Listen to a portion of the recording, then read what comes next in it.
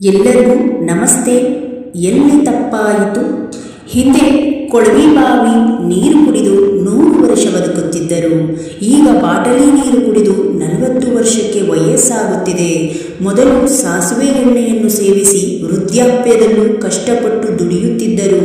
ಈಗ ಹೊಸ ರೀತಿಯಲ್ಲಿ ತಯಾರಿಸಿದ ಅಡಿಗೆ ಎಣ್ಣೆಯನ್ನು ತಿಂದರೂ ಯೌವನದಲ್ಲೇ ಬೇಗ ಸುಸ್ತಾಗುತ್ತಿದ್ದಾರೆ.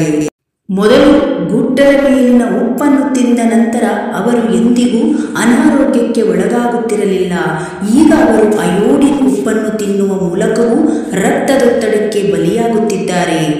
ಮೊದಲು ಬೇವು, ಉಪ್ಪು ಮತ್ತು ಕಲ್ಲಿದ್ದಲಿನಿಂದ ಹಲ್ಲುಗಳನ್ನು ಉಜ್ಜಲು ಬಳಸಲಾಗುತ್ತಿತ್ತು ಮತ್ತು 70 ವರ್ಷ ವಯಸ್ಸಿನಲ್ಲೂ ಹಲ್ಲುಗಳು ಗಟ್ಟಿಯಾಗಿರುತ್ತಿತ್ತು. ಈಗ ವಿವಿಧ ಟೂತ್ಪೇಸ್ಟ್ ಬಳಸಿದರೂ ದಂತವೈದ್ಯರ ಬಳಿ ಹೋಗುವುದು ತಪ್ಪಿಲ್ಲ. ಮೊದಲು ಕೇವಲ ಗಟ್ಟಿ ಒಣಗಿದ ರೊಟ್ಟಿಯನ್ನು ತಿಂದರೂ ಸದೃಢ ದೇಹವನ್ನು ಹೊಂದಿದ್ರು.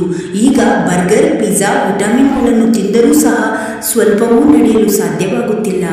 ಮೊದಲು ಜನರಿಗೆ ಓದು ಬರಹ ಕಡಿಮೆ ಗೊತ್ತಿದ್ದರೂ ಅಜ್ಞಾನಿಗಳಾಗಿರಲಿಲ್ಲ. ಈಗ ಪದವಿ ಶಿಕ್ಷಣವನ್ನು ಪಡೆದರೂ ಹಲವರು ಅಜ್ಞಾನದ ಮಿತಿಯನ್ನು ದಾಟುತ್ತಿದ್ದಾರೆ. ಮೊದಲು ಮನೆಯಲ್ಲಿ 7-8 ಮಕ್ಕಳಿಗೆ ಜನ್ಮ ನೀಡಿದ ತಾಯಿ 70ರ ಹರಿಯದಲ್ಲೂ ಗದ್ದೆಯಲ್ಲಿ ದುಡಿಯುತ್ತಿದ್ದರು. ಈಗ ವೈದ್ಯರ ಮೇಲ್ವಿಚಾರಣೆಯಲ್ಲಿದ್ದಾಗಲೂ ಆ ಧೈರ್ಯವಾಗಲಿ ಶಕ್ತಿಯಾಗಲಿ ಇಲ್ಲವೇ ಇಲ್ಲ. ಮೊದಲು ಬೆಲ್ಲದಿಂದ ಮಾಡಿದ ಸಿಹಿ ತಿಂಡಿಗಳನ್ನು ಹೆಚ್ಚು ತಿನ್ನುತ್ತಿದ್ದರು. ಈಗ ಕೇವಲ ಸಿಹಿ ತಿಂಡಿಗಳ ಹೆಸರು ಕೇಳಿದಾಗ ಸಕ್ಕರೆ ಜಾಸ್ತಿಯಾಗುತ್ತದೆ. ಮೊದಲು ಪತ್ರ ಬರೆದು ಎಲ್ಲರ ಕ್ಷೇಮವನ್ನು ಕೇಳಲಾಗುತ್ತಿತ್ತು.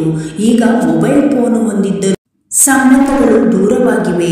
ಮೊದಲು ಕಡಿಮೆ ಸಂಪಾದಿಸುತ್ತಿದ್ರು, ಆದರೆ ಪೂರ್ಣ ಬಟ್ಟೆಗಳನ್ನು ಧರಿಸುತ್ತಿದ್ರು. ಈಗ ಶ್ರೀಮಂತರ ಆದಷ್ಟು ಬಟ್ಟೆಗಳು ಚಿಕ್ಕದಾಗುತ್ತಿವೆ. ಈ ವಿಡಿಯೋ ಇಷ್ಟ ಆದರೆ ಒಂದು ಲೈಕ್ ಮಾಡಿ, ಚಾನಲ್ ಅನ್ನು ಸಬ್ಸ್ಕ್ರೈಬ್ ಮಾಡ್ಕೊಳ್ಳಿ.